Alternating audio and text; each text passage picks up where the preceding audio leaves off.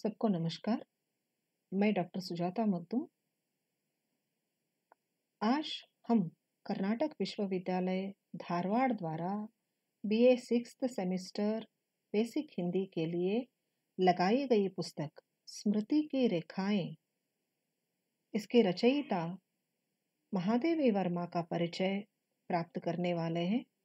पिछले वीडियो में हमने छायावाद का उदय, छायावाद का समय तथा छायावादियों पर तद्युगीन स्थितियों का प्रभाव तथा उसका प्रतिफलन उनकी रचनाओं में हमने देखा।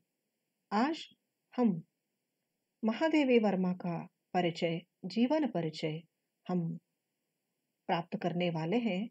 जैसा कि मैंने कहा था कि महादेवी वर्मा हिंदी की छायावादी कवयित्री तथा कालजयी श्रेष्ठ साहित्यकार वे रही हैं। तो सर्वप्रथम उनके जन्म को लेकर हम जानकारी हासिल करेंगे। महादेवी वर्मा का जन्म 1907 ईसा में हुआ। उत्तर प्रदेश के फर्रुखाबाद में उनका जन्म हुआ। उनकी प्रारंभिक शिक्षा वहीं इंदौर में हुई और कहा जाता है कि वे पढ़ने लिखने में बड़ी होनहार थी। अध्ययन के प्रति, पढ़ाई के प्रति उनमें बड़ी रुचि थी। इसलिए जैसा कि उस समय होता था, महादेवी जी की शादी भी, उनका विवाह भी 9 वर्ष की आयु में कर दिया गया। उनको ससुराल भेज दिया गया, लेकिन वहाँ वे एक दिन भी नहीं रह पाई क्योंकि उनको पढ़ना था, लिखना था और ससुराल वालों को, खास तौर से उनके ससुर को पढ़ना लिखना मंजूर नहीं था लड़कियों का। तो वे एक दिन भी वहाँ टिक नहीं पाई और कहा जाता है कि दूसरे ही दिन उनके ससुर अपनी बालिका बहू को मायके लाकर छोड़ गए थे। तो ये एक अच्छी बात महादेवी के विषय में ये रही कि जिस ससुर ने उनको पढ़ाई लिखाई करने से रोकना चाहा था, वे ससुर उनकी शादी के, उनके विवाह के 1 साल बाद ही गुजर गए।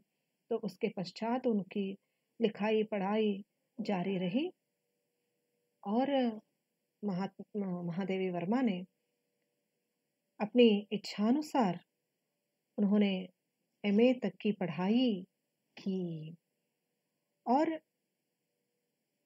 उनका संस्कृत में उन्होंने एमए किया 1932 ईसा में और उसी समय प्रयाग में महिला विद्यापीठ की स्थापना की गई और महादेवी वर्मा प्रयाग महिला विद्यापीठ की प्रधानाचार्या बनी।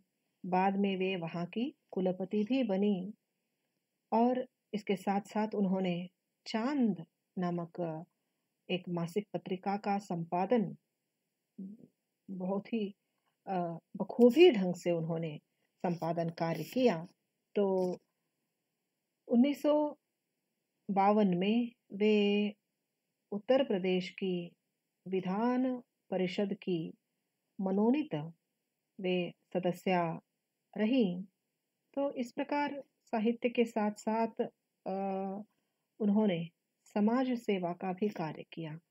जैसा कि हमने आरंभ में देखा, महात्मा गांधी जी का उन पर प्रभाव था और ये भी कहा जाता है कि जब वो 9 साल की थी तब वे बौद्ध भिक्षुणी बनना चाहती थी।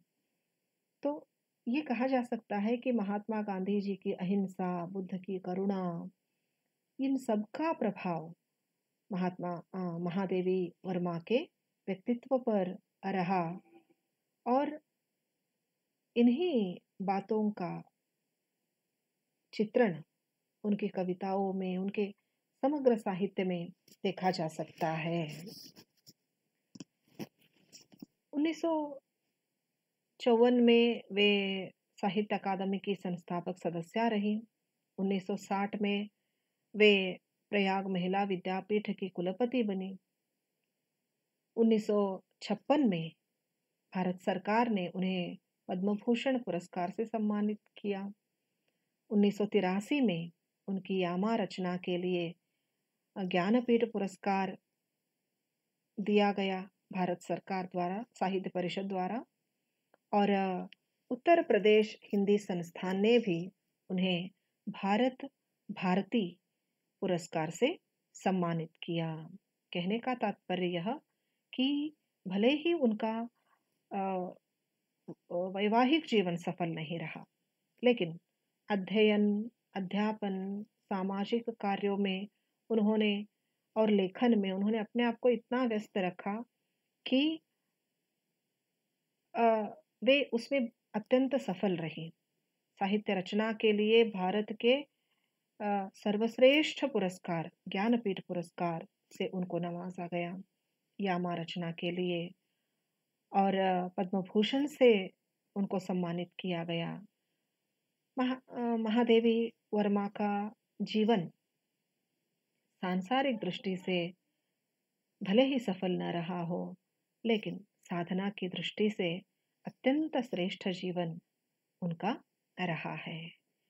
तो हम अगले वीडियो में उनकी रचनाओं का परिचय प्राप्त करेंगे। आज की वीडियो में हमने उनका जन्म, उनकी प्रारंभिक शिक्षा और उनकी साधनाओं का संक्षिप्त परिचय हमने प्राप्त किया। धन्यवाद। Thank you.